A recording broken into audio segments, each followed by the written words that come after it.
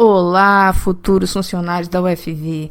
Hoje, nesta aula de tecnologia de produção de olerícolas, nós vamos falar sobre o quê? Sobre escolha da área para se plantar, como você deve escolher a área para plantar as olerícolas. Também vamos falar sobre os 18 graus. O que é isso? 18 graus, grava bem esse número, tá? Você vai saber, ele vai diferenciar as olerícolas de temperatura quente para as olerícolas que toleram uma temperatura mais baixa. Já dei até a dica, né? Os 18 graus é o divisor de águas. Também vamos falar do macete das cucurbitáceas, E quais espécies fazem parte da família das cucurbitáceas? Melão, melancia, chuchu, abóbora, esse tipo de planta. Lembrando também que esse macete é só para maiores de 18 anos. Pois é, eu acredito que todo mundo aqui tem maior idade, né? Maior de 18 anos. E você vê, falamos de novo no número 18. Você vê que isso vai ajudar a fixar o número 18 em sua mente, que é muito importante. Também vamos falar de alguns cuidados que nós temos que ter, caso você não vá plantar em solo, se você for fazer hidroponia. Algumas coisas importantes. Também temos o macete, eu já ia esquecendo, o macete ABC, mais brássicas. Você vai entender isso daqui a pouco, quando eu sair aqui da introdução. E quem são as brássicas? As brássicas são couve, repolho, brócolis, o agrião também, ok? Também vamos falar de algumas práticas usadas na produção de olerícolas, que são, a adubação verde e rotação de culturas. Ok, lembrando que esse curso é pouca aula e muito exercício, muita questão de concurso. Então, algumas coisas eu vou falar teoricamente, vamos dizer assim. Só que a maioria das informações você vai obter comigo fazendo questões de concurso que já caíram, inclusive concursos passados da UFV na área de técnico em agropecuária ou engenheiro agrônomo também. Deve observar para escolher uma área para plantar suas olerícolas, ok? Primeira coisa é você escolher uma área que não tenha sido cultivada anteriormente por pelo menos 3 anos com uma espécie correlata que você vai plantar. Correlata que eu falo é da mesma família, ou que costuma pegar as mesmas doenças. Por exemplo, você quer plantar couve, então você tem que escolher uma área que não foi plantada antes, por 3 anos no tempo, por 3 anos, que não foi plantada couve, nem brócolis, nem repolho, nem couve-flor, para aí sim você iniciar o plantio dessa couve. Um exemplo. Então é isso, você ter esse cuidado. Essa prática, se você for parar para pensar, é o que se faz na rotação de cultura, também.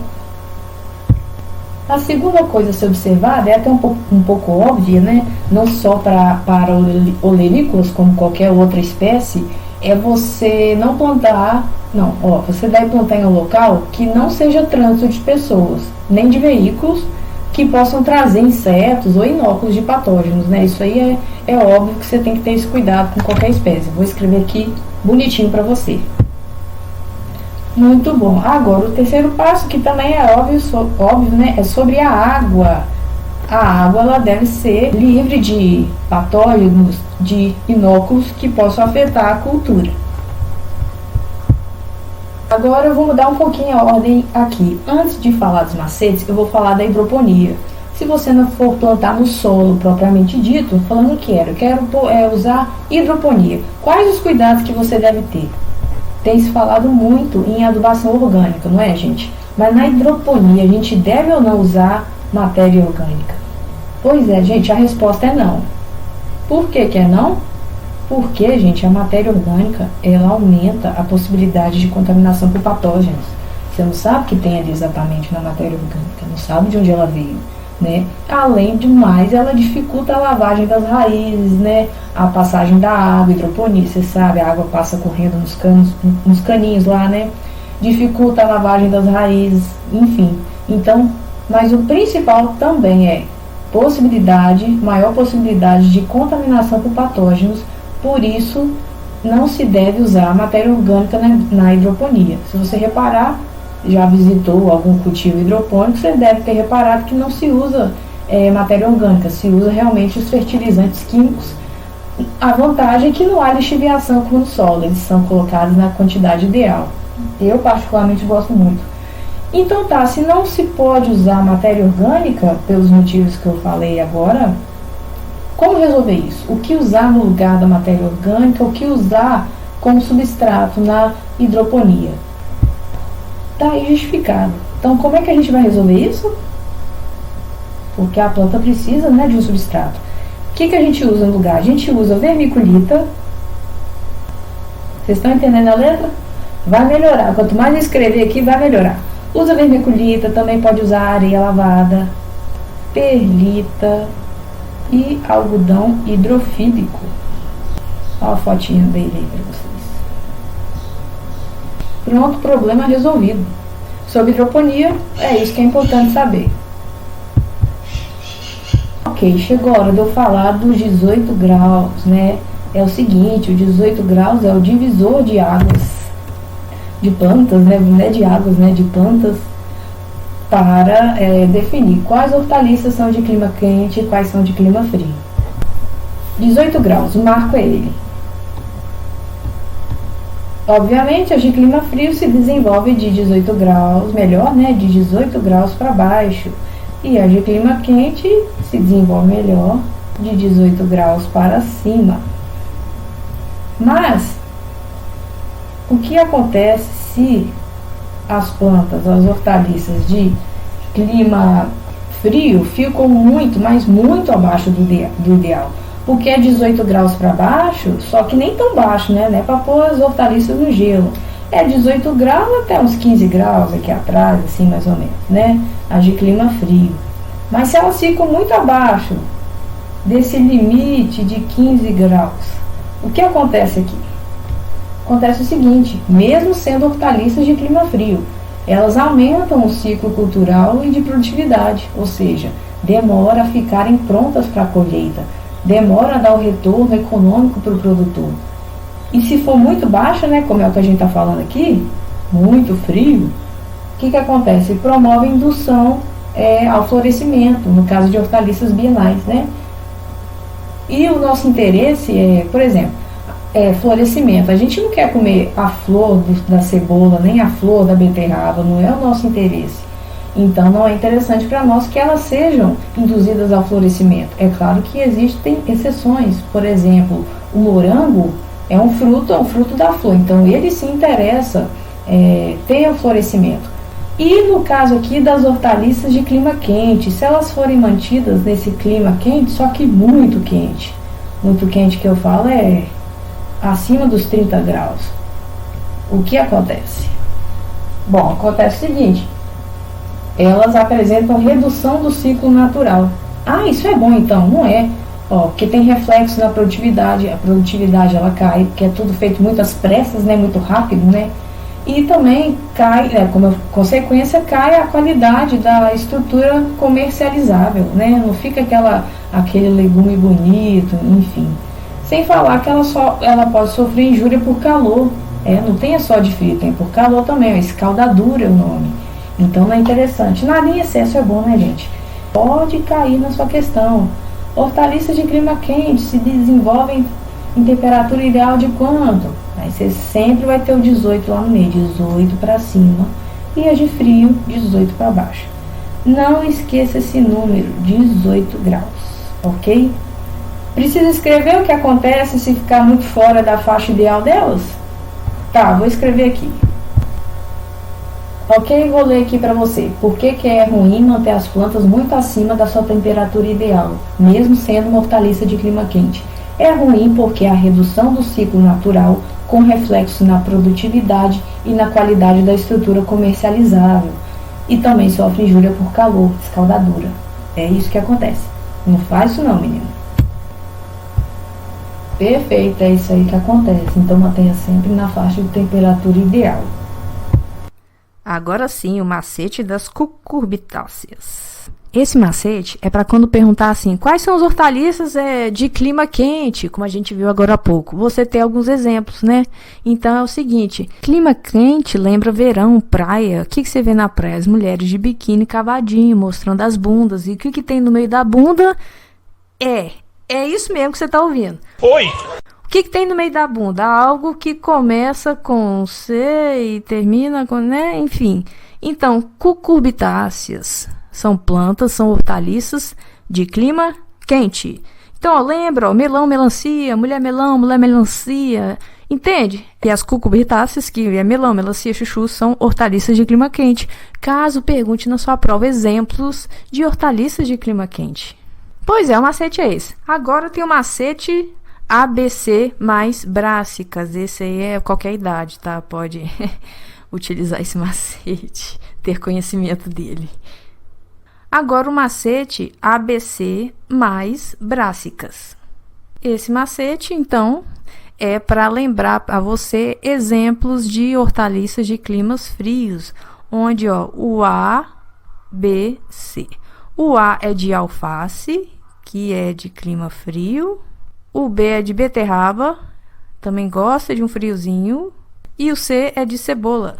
Frio, mas não é tão frio, né? O que eu falei anteriormente. Até uma temperatura de 15 não, 10 a 18 graus. Ok, ABC mais as brássicas, né?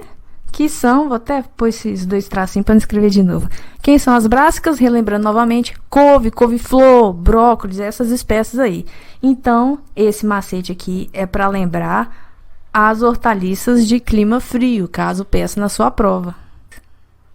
Adubação verde. Adubação verde nada mais é do que cultivar espécies vegetais para produzir biomassa para outras depois. E é lógico que essa planta que vai servir como adubo verde, ela não pode ser hospedeira de patógenos, né?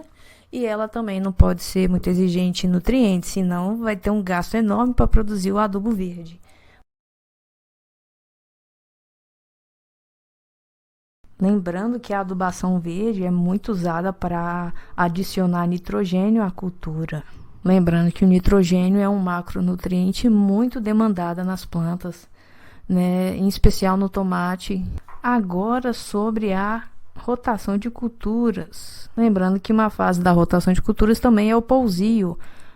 Uma rápida explanada aqui sobre a rotação de culturas. Eu vou falando assim rápido, mas não quer dizer que não é importante. Alguns benefícios da rotação de cultura: controla plantas daninhas, ele aproveita melhor os adubos, né? Ele também melhora as condições físicas do solo, explora diversas profundidades do solo, evita a lixiviação dos nutrientes necessários à cultura. Então, sobre rotação de culturas, por enquanto é isso. Nos exercícios a gente vai ver alguns exemplos práticos, ok? Então, agora é uma parte também muito legal, que é a resolução de questões de concursos anteriores, inclusive do UFV.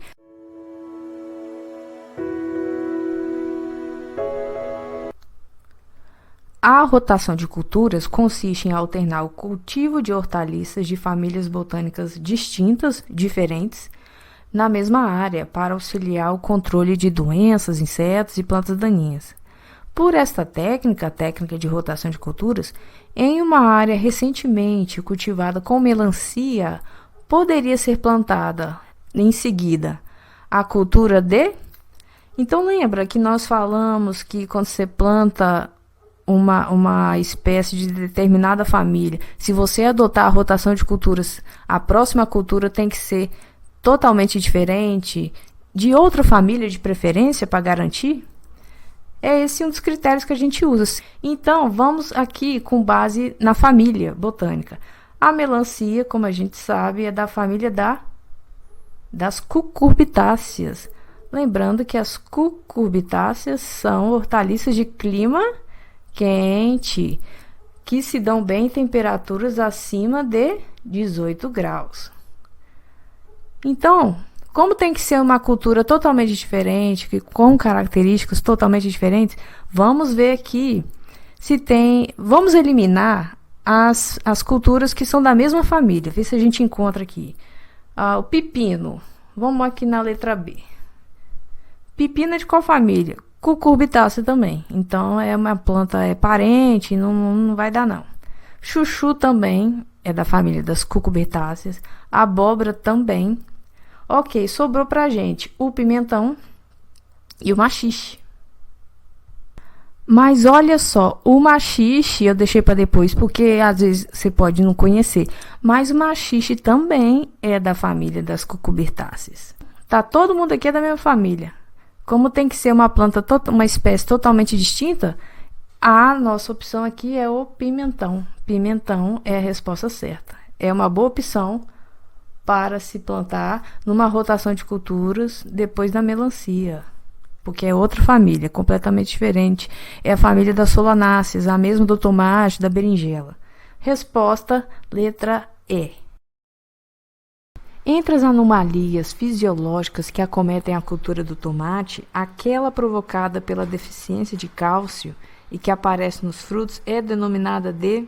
Essa questão é muito interessante pelo seguinte motivo. Olha só, o cálcio ele é pouco móvel na planta.